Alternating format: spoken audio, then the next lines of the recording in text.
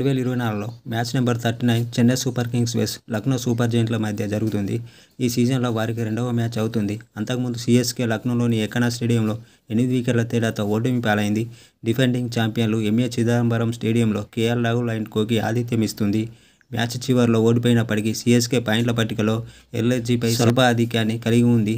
లీగ్లో ఇప్పటివరకు ఆడిన 7 మ్యాచ్ల్లో 4 విజయం సాధించి ఇరు జట్లకు 8 పాయింట్లు ఉన్నాయి. ఈ రెండు జట్లు ఈ టోర్నీలో ఇప్పటివరకు 4 సార్లు తలపడ్డాయి. ఎల్ఎస్జీ 2 సార్లు గెలిచింది మరియు ఒక మ్యాచ్ డ్రాగా ముగిసింది. గత 2 సంవత్సరాలుగా తీవ్ర పోరు సాగిస్తున్న వీరిద్దరూ చెన్నైలో మరో ఉత్కంఠమైన పోటీకి వేదికైంది. అయితే ఈ మ్యాచ్లో టాప్ 3 ప్లేయర్స్ బాటిల్స్ ఇలా ఉన్నాయి. మొదటగా శివం దుబే వెస్ రవి బిష్నాయ్. ఈ సీజన్లో సీఎస్కే తరపున శివం దుబే నిలకడగా రాణిస్తున్నాడు. ముఖ్యంగా స్పిన్నర్లకు వ్యతిరేకంగా బంతులను స్టాండ్లోకి పంపే అద్భుతమైన శక్తి శివం దుబేకి ఉంది. అయితే మార్కస్ స్టోయినిస్ అతన్ని ముందుగానే అడ్డుకునే అవకాశం ఉంది. చివరి మ్యాచ్లో అతను సిక్సర్లను కొట్టలేకపోయాడు.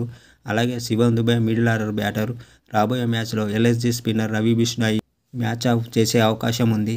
4 ఐపీఎల్ ఇన్నింగ్స్లో స్పిన్నర్ రవి బిష్నాయ్ దుబేను ఒకసారి అవుట్ చేసినప్పటికీ అతని బౌలింగ్లో స్ట్రైక్ రేట్ 157.14గా ఉంది. నెంబర్ 2 మోషిన్ ఖాన్ వెస్ రచిన్ రవీంద్ర. గత మ్యాచ్లో సీఎస్కే ఓపెనర్ రచిన్ రవీంద్రని మొదటి ఓవర్లో మోషిన్ ఖాన్ అవుట్ చేయడంలో మార్కును అధిగమించలేకపోయాడు.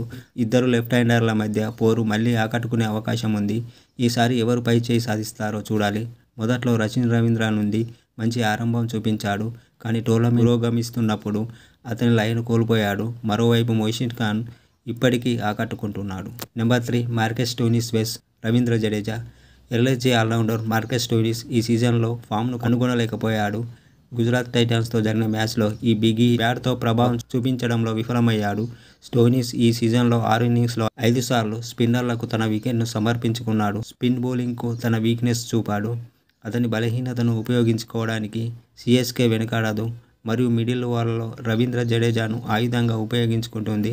జడేజా ఇప్పటి వరకు ఐపీఎల్లో స్టోయినిస్ను 15 బంతులు వేశాడు. అందులో అతనికి 2 సార్లు అవుట్ చేసి 24 పరుగులు ఇచ్చాడు. అలాగే జడేజా చెపాకు నుంచి మంచి రికార్డు కలిగి ఉన్నాడు. ఈ మ్యాచ్లో తాను మెరిసే అవకాశం ఉంది.